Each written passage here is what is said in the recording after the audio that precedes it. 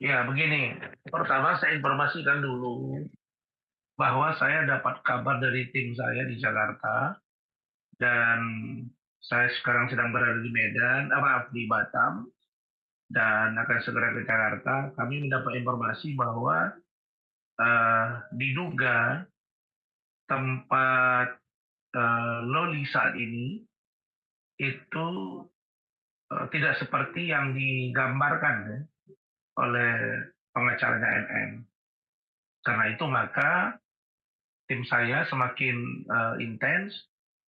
Setelah libur Isra Mi'raj dengan Imlek ini kita akan bergerak ke DPR RI dan ke Kementerian PPA dan KPAI.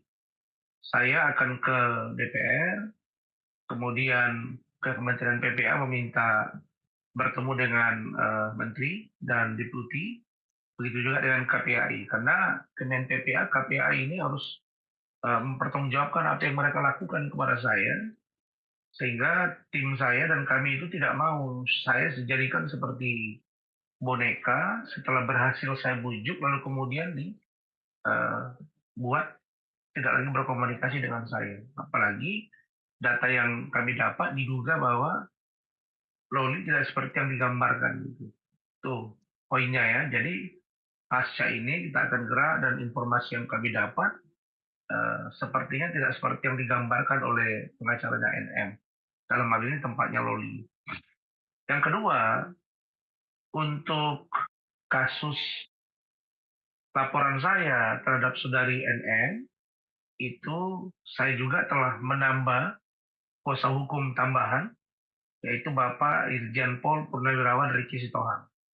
Dalam hal laporan saya terhadap Nikita Mirzani yang melakukan penganiayaan terhadap saya. Ini juga sudah dikomunikasikan dengan tim, Adinda Lecumanan selaku ketua dari Pradi Bersatu, tim yang lain ini akan kolaborasi. Apa maksudnya? Kita mau menggedor secara cepat agar Nikita Mirzani segera diperiksa dan jadikan tersangka. Dan saya sudah WA Kapolres Metro Jaksel sudah dibalas, saya juga sudah WA Kasareskrim sudah dibalas dan dia bilang bang kita akan jalan dan tolong kasih kami ruang waktu sedikit.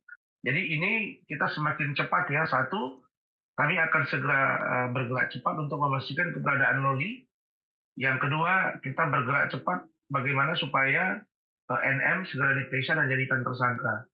Kemudian saya juga akan segera berkoordinasi untuk laporan saya terhadap NM di uh, Krimsus, Undang-Undang IT, dan begitu juga laporan Pak Umar. Nah itu, jadi dua poin. Poin yang ketiga pertanyaan kalian. Apa uh, makna dari postingan saya 2 hari terakhir? Postingan saya 2 hari terakhir itu adalah pertama, saya ingin menunjukkan kepada publik, kepada Kemen PPA, kepada Komnas HAM, kepada Ombudsman, kepada DPR RI, kepada instansi yang sudah duduk dengan saya. Kemen PPA, Unit PPA, KPAI, Safe House, di mana dengan jelas saya katakan bahwa Loli lari dari Safe House, benar-benar mencari saya, kemudian bertemu dengan saya baru pertama kali, kemudian saya interview, dan termasuk juga saya interview yang membawa dia itu Maxim, dari Maxim atau dari Gojek, dan dan baik Loli maupun yang membawa dalam hal ini berinisial Pak KW, bahwa benar-benar mereka mencari seorang Razman untuk minta perlindungan hukum. Dan saya akan segera nanti membawa driver dimaksud untuk juga nanti menjadi saksi. Nah, apa yang mau saya sampaikan di sini dalam poin postingan dimaksud adalah bahwa Loli benar-benar lari. Yang kedua, Loli benar-benar merasa tidak nyaman, tidak aman. Yang ketiga, Loli merasa memang sudah tidak pantas berada di situ karena tidak ada kepastian hukum. baik oleh penyidik dan baik bagaimana cara penanganannya oleh pihak safe house.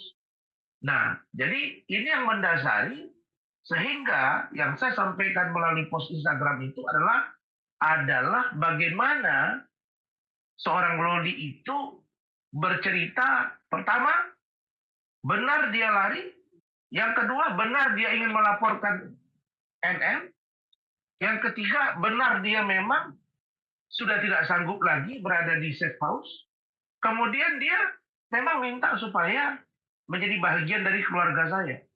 Nah, segitunya. Jadi inilah hal-hal yang serius dan tidak ada alasan untuk saya dan tim untuk tidak membantu Loli. Begitu.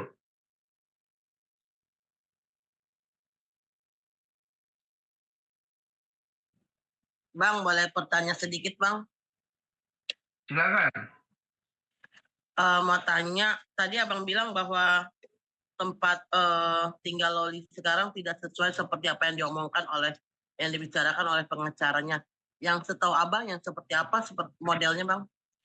Begini, informasi yang kami dapat bahwa kan diberitahu sangat eksklusif ya. Nah, kita tracking ya, kita tracking, kemudian saya komunikasi dengan sana dan sini, kiri dan kanan, orang-orang yang berhubungan. Pertama, Bude ya, Bude ini sudah saya jelaskan kemarin, Bude ini bukan Bude Sedara. Ya, bukan Bude Sedara. Nah, yang kedua, harusnya polisi, penyidik dalam hal ini, Kemen PPA, KPAI, paham, kalau ini bukan Bude yang sedara, berarti ini hanya kuasa yang diberikan oleh NN kepada Fahmi. Fahmilah yang bergerak untuk bagaimana Loli ditempatkan. Nah, sekarang kalau tidak ada turunan darah, misalnya kami duga ya dari kalimat saudara Fahmi itu, kami menduga itu bukan keluarga saudara. Lalu kalau itu bukan keluarga saudara, lalu kemudian ibunya mempercayakan, apa bedanya ketika NM kemarin mempercayakan kepada penyidik komunikasi dengan Kemen PPA dan unit safe house juga KPI, itu pada akhirnya dia dikirimkan juga ke safe house yang pada akhirnya 5 bulan itu tidak berarti apa-apa. Apa kita mau 2 kali dilakukan seperti itu? Makanya kami menduga kalau sampai ini benar bahwa tempat itu tidak sesuai dengan apa yang disampaikan, ini jelas ada pembohongan publik. Dan kami memang semakin penasaran di manakah Loli berada saat ini. Begitu. Fadel 2 hari ini telepon saya sambil nangis. Dia bilang, Om, bantu saya. Gimana nih Om? Saya bilang, kita lagi mencari. Kamu juga cari. Selama kamu pacaran atau berhubungan pacaran yang kamu sebut sudah banyak tahu tentang Loli dan keluarganya, coba cari tahu. Adakah dia budenya? Dia juga bilang nggak pernah ada dapat bude. Dan keterangan dari seorang Fahmi itu mengatakan bahwa bude itu seperti kakak angkat apa, udah dianggap saudara, udah dianggap gitu, udah dianggap.